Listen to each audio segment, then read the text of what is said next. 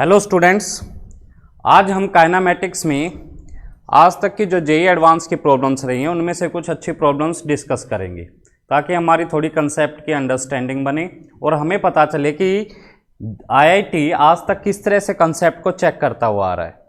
ठीक है, तो उसमें जो हमारा फर्स्ट क्वेश्चन है वो क्या है कि द पोजीशन वेक्टर, कि एक ऑब्जेक्ट है जिसका मास m है, उसका पोजीशन वेक्टर गिवन है। Position vector is alpha T cube I cap plus beta T square J cap. Alpha की वैल्यू गिवन है, बीटा की वैल्यू गिवन है, ऑब्जेक्ट का मास गिवन है। इसके बाद उसने कहा कि t इक्वल टू 1 सेकेंड पे इनमें से कौन सी स्टेटमेंट ट्रू है, और स्टेटमेंट्स में उसने बात की वेलोसिटी के बारे में, एंगुलर मोमेंटम के बारे में, फोर्स के बारे में और टॉर्क के बारे में। इन चार क्वांटिटी की वो बात कर रहा है। कब? 1 सेकेंड पे। तो अब हम पोजीशन वेक्टर हमारे पास है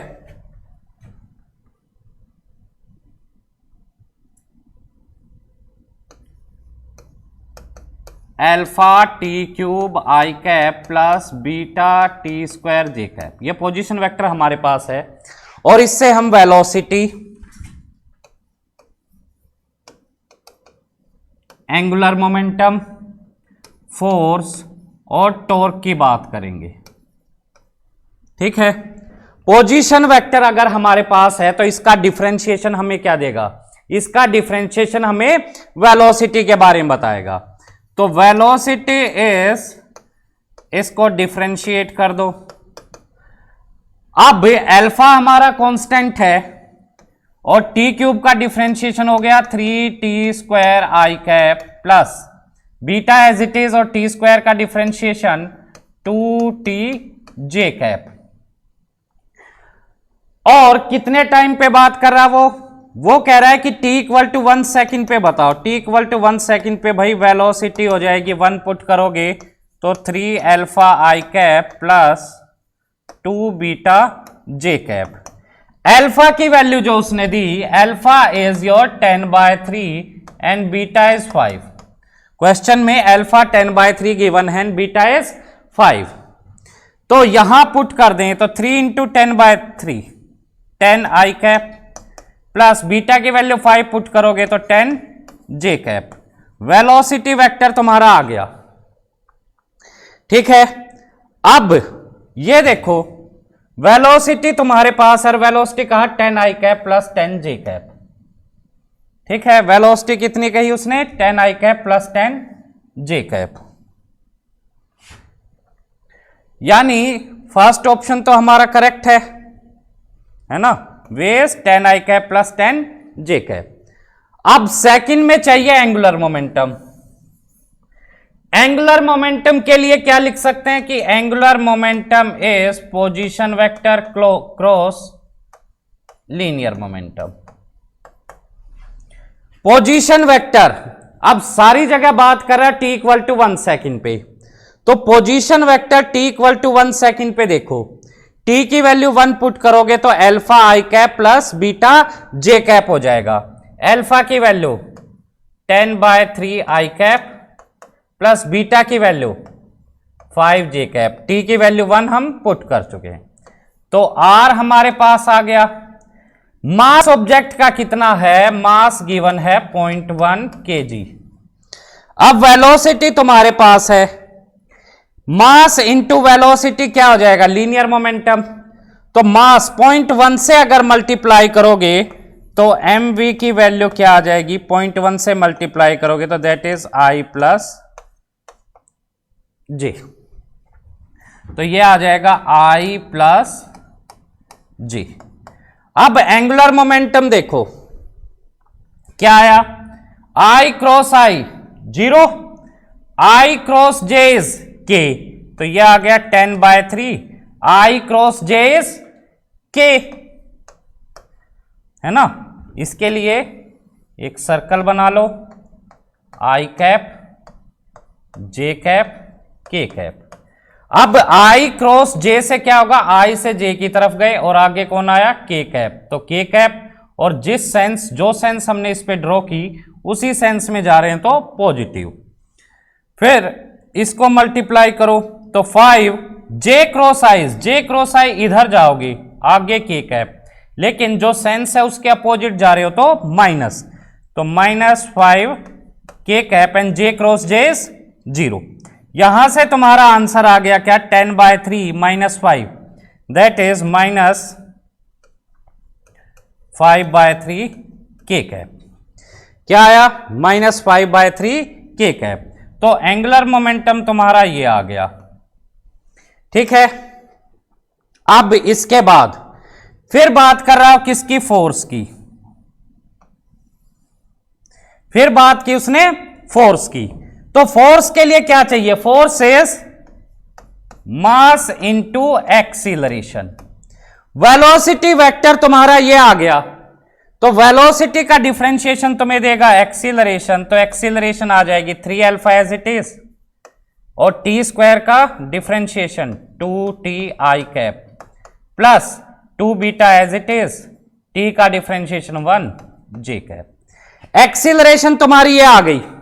ठीक है, और एक्सीलरेशन हो या फिर फोर्स हो, सबकी बात कहां करनी है, t = 1 सेकेंड पे।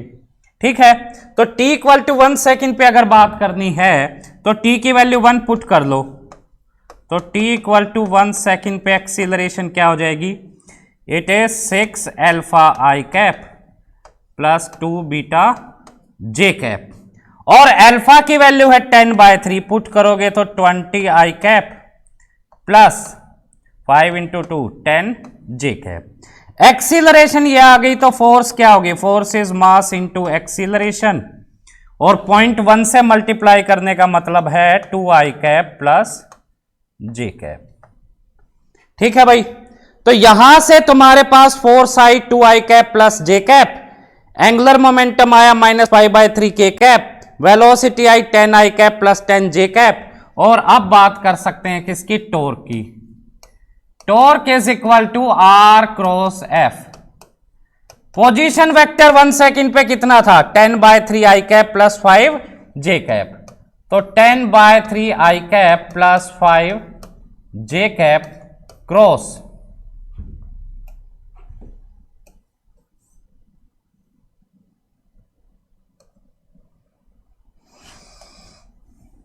फोर्स कितनी आई, 2i cap plus j cap, 2i cap plus j cap.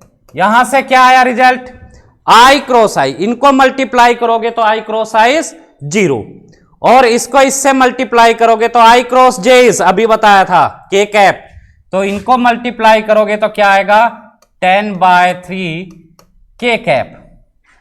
अब 5 × 2 10, j cross i is -k, तो -10 k cap and j cross j is 0, तो यहां से आया तुम्हारा -20/3 k कैप। तो टॉर्क आया -20/3 k कैप, एंगुलर मोमेंटम ये आ गया, फोर्स ये आ गई, वेलोसिटी ये आ गई। अब ऑप्शंस चेक कर लो। वेलोसिटी तो हमारी यही आई थी, है ना, velocity 10i cap plus 10j cap, यही आ गई। एंगुलर मोमेंटम क्या कह रहा है, 5/3 k कैप, हमारा आया -5/3 k कैप। फोर्स की बात करें, फोर्स उसने कहा i प्लस 2j कैप, हमारा आया 2i plus j cap.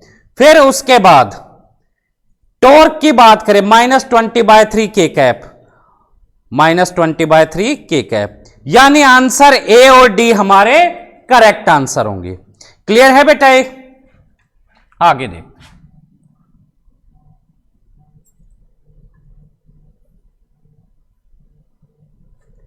Next question, भाई नेक्स्ट क्वेश्चन क्या है कि एक रॉकेट है, ये कोई रॉकेट है हमारा, और ये रॉकेट इस डायरेक्शन में जा रहा है, कितनी एक्सीलरेशन से, 2 मीटर/सेकंड² से, और इस रॉकेट के अंदर क्या है कि एक ऑब्जेक्ट यहां लेफ्ट हैंड पे, और ये जा रहा है तुम्हारा इतनी स्पीड से रॉकेट के रिस्पेक्ट में, ये किसके रिस्पेक्ट में है, रॉकेट के रिस्पेक्ट में है, और दूसरा ऑब्जेक्ट जा रहा है इस डायरेक्शन में, कितनी स्पीड से, इतनी स्पीड से, और ये भी क्या है, रिलेटिव टू द रॉकेट। दोनों की velocity with respect to rocket दे दी। अब ये कह रहा है कि कितने टाइम के बाद दोनों ऑब्जेक्ट्स कोलाइड करेंगे। ठीक है, अब ये देखो, रॉकेट के ही अंदर खड़े होके देखो, रॉकेट में ऑब्जर्वर ले लो। अब रॉकेट में ऑब्जर्वर ले लें, ठीक है, तो रॉकेट के अंदर इनको कोलाइड करने के लिए मिलके कितना डिस्टेंस कवर करना है, 4 मीटर। तो रॉकेट के रिस्पेक्ट में अगर देखें तो कितना चलना है, टोटल 4 मीटर। रॉकेट के रिस्पेक्ट में ही दोनों की रिलेटिव वेलोसिटी देखो, और रॉकेट में अब ये देखो कि रॉकेट के अंदर अगर देखें तो ये इधर चलेगा, ये इधर चलेगा। ये अगर तुम्हारा चला 0.3 इंटू टी, ये डिस्टेंस, और ये चला इधर 0.2 इंटू 2, डिस्टेंस की बात करें, डायरेक्शन की मत करना, कि इसने कितना डिस्टेंस ट्रेवल किया, 0.3 इंटू टी, ये चल के यहां आया, ये चला, इसने कितना डिस्टेंस कवर किया, 0.2 इंटू टी, ये चल के इधर आया, है ना। रॉकेट के रिस्पेक्ट में बात कर रहे हैं तो रिलेटिव एक्सीलरेशन तो क्या हो जाएगी, 0। रॉकेट के रिस्पेक्ट में बात कर रहे हैं तो रॉकेट के एक्सीलरेशन को कंसीडर नहीं किया जाएगा। तो टोटल डिस्टेंस इतना ट्रेवल किया, और ये किसके इक्वल, चलना कितना था, 4 मीटर, तो 4 is equal to 0.5 into T and T is equal to 8 second. Clear है, समझ आ रहा है ये। अब ये देखो, सिंपल क्वेश्चन था, कुछ नहीं था, बस क्या था कि रॉकेट के रिस्पेक्ट में आना था उसको। तो रॉकेट के रिस्पेक्ट में आ गए, तो रॉकेट के रिस्पेक्ट में यानी अंदर खड़े होके देखोगे, ट्रेन के अंदर खड़े होके देखोगे तो ट्रेन की एक्सीलरेशन थोड़ा दिखेगी। अब तुम्हें क्या है कि ट्रेन के अंदर वॉक कर रहे हो तो तुम्हें जो वहां ऑब्जर्वर हैं वो ऑब्जर्वर क्या कहेंगे कि तुम्हारी वेलोसिटी को ही वो स्टडी करेंगे, तो ट्रेन के मोशन को कंसीडर नहीं करेंगे। तो वही चीज यहां पे है, इक्वेशन से जाओगे परेशान हो जाओगे, थोड़ा सा जनरल लाइफ में ऑब्जर्व करने की कोशिश करोगे तो फिजिक्स और अच्छे से दिखाई देगी। नेक्स्ट क्वेश्चन इज,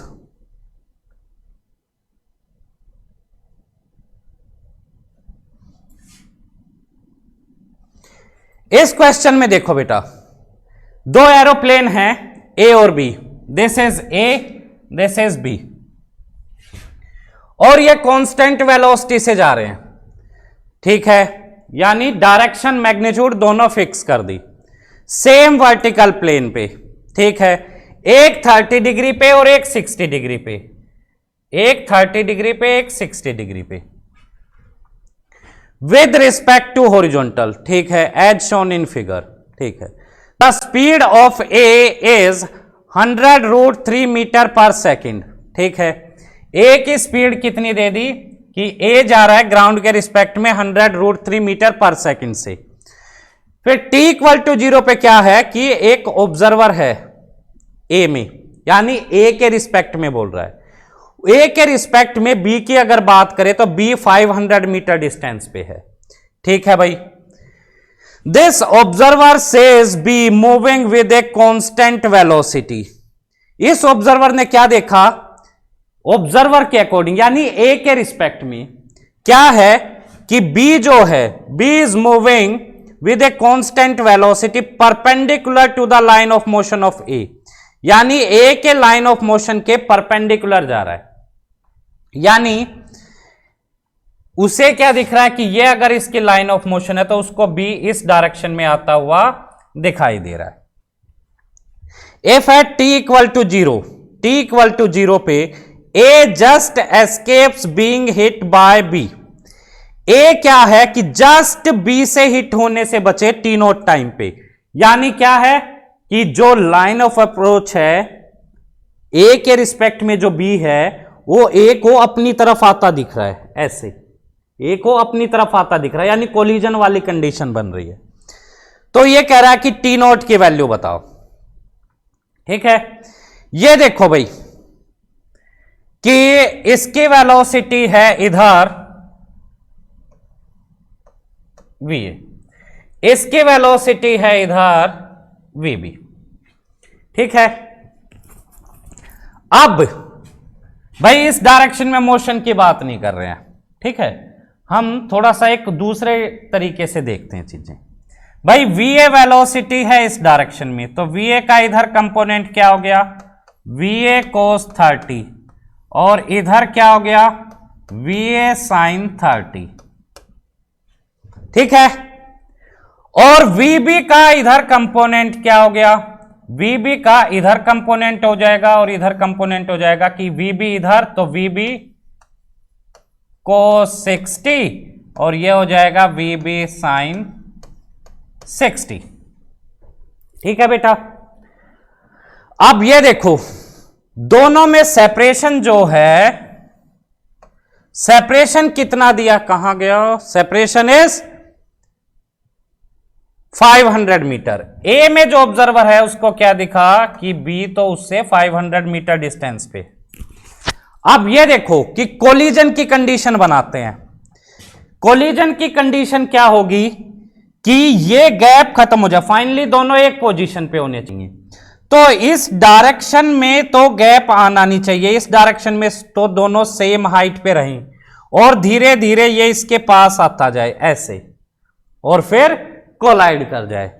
तो यानी ये वेलोसिटी कंपोनेंट इक्वेट कर दो, इधर रिलेटिव वेलोसिटी निकाल लो, रिलेटिव डिस्टेंस निकाल लो, तो ये रिलेटिव डिस्टेंस किसके इक्वल कर दे, रिलेटिव वेलोसिटी इनटू टाइम के, तो वहां से टाइम कैलकुलेट किया जा सकता है। और दोनों को फाइनली एक ही पोजीशन पे रहना, यानी वर्टिकली दोनों की डिस्टेंस ट्रेवल्ड सेम होना चाहिए, यानी दोनों की वेलोसिटी सेम रहनी चाहिए। तो VA sin 30 degree equal to VB sin 60 degree. भाई VA की वैल्यू कितनी गिवन है, VA is 100√3 sin 30 1/2 equal to VB sin 60 √3/2। तो √3/2 इससे कैंसल आउट, तो VB की वैल्यू आ गई कितनी, 100। ठीक है भाई, अब VB तुम्हारे पास 100 आ गया, तो VB cos 60 कितना हो जाएगा, cos 60 इज 1/2, तो VB cos 60 की वैल्यू हो गई 50 और VA cos 30 कितना हो जाएगा, दिस इज 100√3 इंटू √3/2 कितना आ जाएगा ये, दिस इज 150। ठीक है, तो रिलेटिव वेलोसिटी कितनी हो गई, रिलेटिव वेलोसिटी इज B को कितनी वेलोसिटी से अपने पास आता दिखेगा, that is 150 minus 50 equal to 100। Relative velocity 100 है, रिलेटिव सेपरेशन कितना है भाई, 500 है, तो 500 is equal to 100 into T0, तो T0 कितना आ गया, 5 सेकेंड। तो इस तरह से कोलिजन का टाइम कैलकुलेट किया जा सकता है। ठीक है बेटा,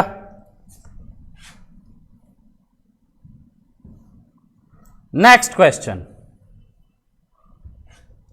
इस क्वेश्चन में देखो स्टेटमेंट देखी होगी कि पिछले 2-3 क्वेश्चंस में देखोगे स्टेटमेंट बहुत बड़ी है ना, काफी सारी लाइंस लिखी हैं, लेकिन स्टेटमेंट के अकॉर्डिंग अगर सॉल्यूशन देखा जाए तो सॉल्यूशन कुछ भी नहीं है, 2-3 लाइन का सॉल्यूशन आ रहा है।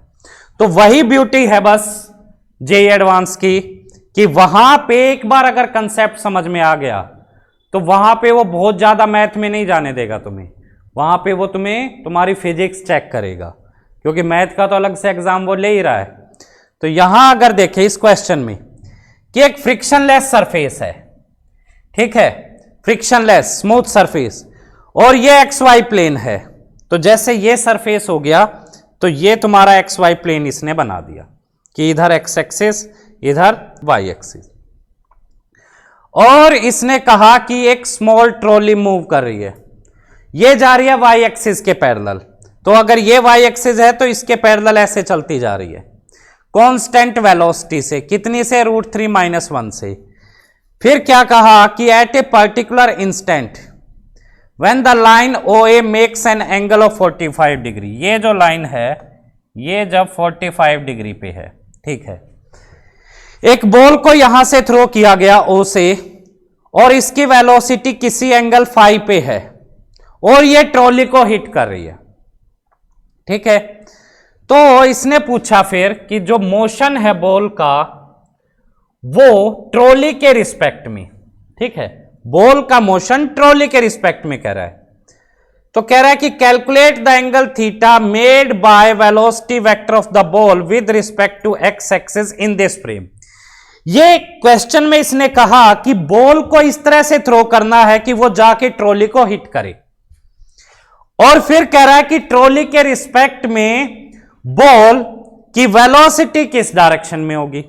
भाई ये देखो, अगर किसी ट्रैक पे खड़े हो जाएं और ट्रेन मुझसे कोलाइड करे तो ट्रेन तो मुझे अपनी तरफ ही आती दिखेगी तभी तो कोलाइड करेगी, दूसरे ट्रैक पे जाती दिखेगी या कहीं और जाती दिखेगी तो मुझसे कोलाइड थोड़ा करेगी। मुझसे कोलाइड मुझे कब करती दिखेगी, जब मेरी तरफ ही आ रही होगी। तो यहां ये बॉल इस ट्रॉली से कब कोलाइड करेगी, जब ट्रॉली को ये अपनी तरफ ही चल के आती हुई दिखाई दे रही होगी।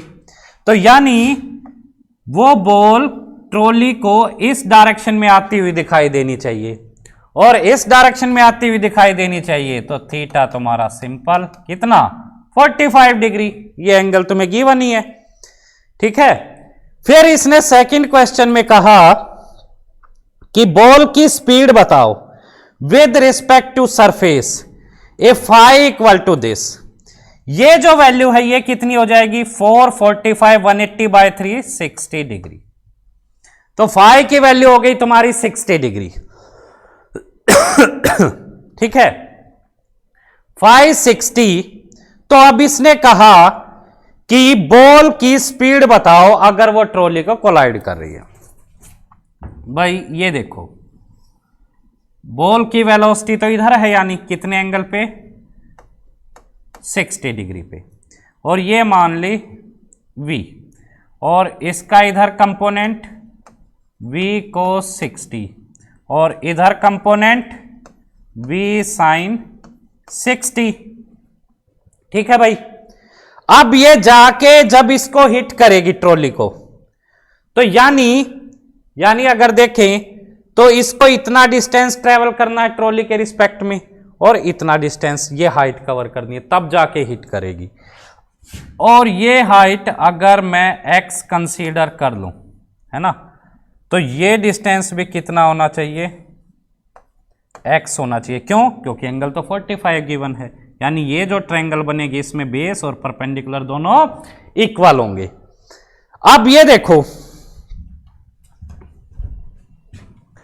कि ये जो डिस्टेंस है x, ये कौन ट्रेवल करेगा, ये बॉल की, ये इस वेलोसिटी की वजह से बॉल कवर करेगी, ट्रॉली तो सीधे ही इधर जा रही है।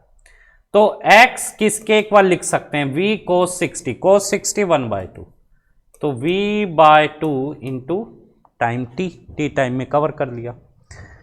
अब ये ट्रॉली अपवर्ड डायरेक्शन में जा रही है इतनी स्पीड से, तो ट्रॉली कुछ डिस्टेंस मूव कर जाएगी, कितना, इसकी स्पीड इंटू टाइम t, और कोलाइड करना है अगर बॉल को, तो बॉल को ये सारा डिस्टेंस कवर करना पड़ेगा। तो यानी x प्लस √3 - 1 इंटू टी किसके इक्वल होना चाहिए, v sin 60 के। तो v sin 60 कितना हो जाएगा, √3/2 इंटू टाइम t भी आएगा, ठीक है। तो वेलोसिटी इंटू टाइम के इसके इक्वल होना चाहिए। x की वैल्यू पुट करना, यहां से वैल्यू इसमें पुट कर दो, तो यहां से आ जाएगा √3 - 1 इंटू टी, और x की वैल्यू पुट करके मैं इधर भी ले आया इसको, ठीक है। तो v/2 √3t minus v/2 into T, तो v/2 इंटू टी कॉमन ले लो, क्या बचा √3 - 1, तो ये कैंसल आउट, ये cancel out, T cancel out, T cancel out, तो v की वैल्यू आ गई 2, आंसर आ गया। देखो इतनी लंबी स्टेटमेंट थी और सॉल्यूशन छोटा सा है। बस यहां पे क्या चेक कर रहा था वो कि आपको रिलेटिव मोशन का कंसेप्ट क्लियर है या नहीं है, रिलेटिव डायरेक्शन देखनी आती है या नहीं, कि ये पिक्चर तुम्हारे माइंड में बनेगी या नहीं बनेगी। Next,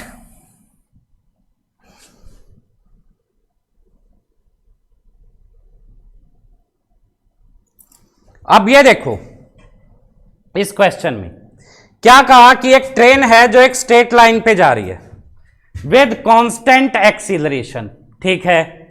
A boy standing in the train throws a ball forward with a speed of 10 metre per second, सामने की तरफ 10 मीटर पर सेकेंड से थ्रो की at an angle of 60 degree to the horizontal, ठीक है भाई। The boy has to move forward by 1.15 metre, इतना distance चलना पड़ा to catch the ball back at the initial height, ठीक है। The acceleration of the train is, acceleration पूछ रहा है, क्वेश्चन समझो, डायग्राम में जाओ। डायग्राम क्या बनेगा कि यहां पे पर्सन ने बॉल थ्रो की कितने एंगल पे, 60 डिग्री पे, और यहां पे आके फिर उसी हाइट पे कैच कर ली, तो ये डिस्टेंस हो गया तुम्हारा इससे प्रोजेक्टाइल की हॉरिजॉन्टल रेंज, ठीक है। अब ये देखो कि 10 मीटर पर सेकंड से इसको थ्रो किया कितने एंगल पे, 60 डिग्री पे।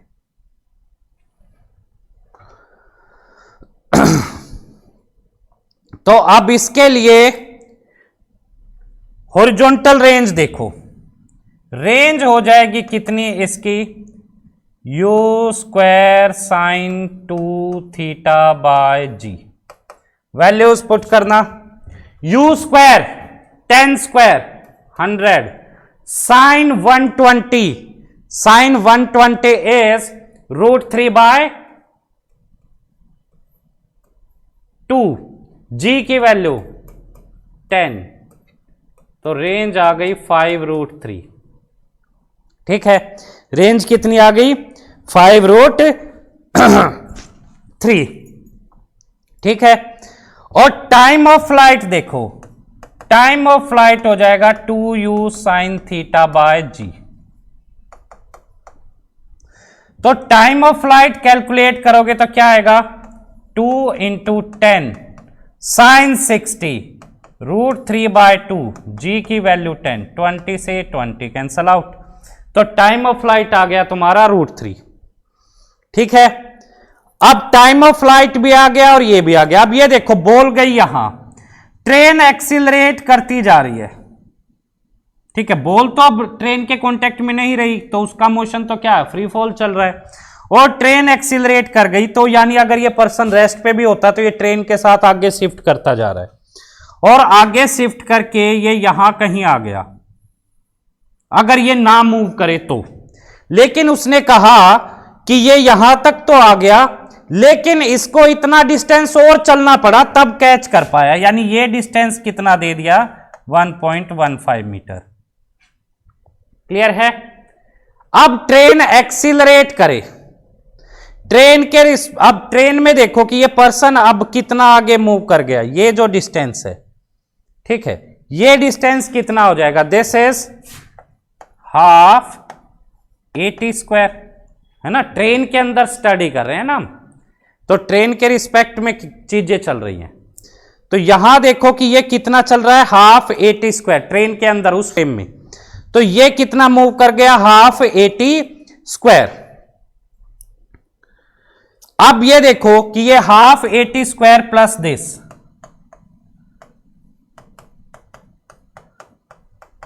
किसके इक्वल है, 5√3, तो 5 × √3 यानी 1.73 किसके इक्वल है, दिस इज 8.65, तो ये आ गया तुम्हारा 8.65, और 8.65 में से माइनस करोगे तो 7.5, तो हाफ a t स्क्वायर की value √3 square is 3 is equal to 7.5, तो ये आ गया 3/2 यानी 1.5, इससे कैंसिल करोगे तो 5 पे, तो एक्सीलरेशन इज 5। एक्सीलरेशन कितनी आ गई? 5। तो यहां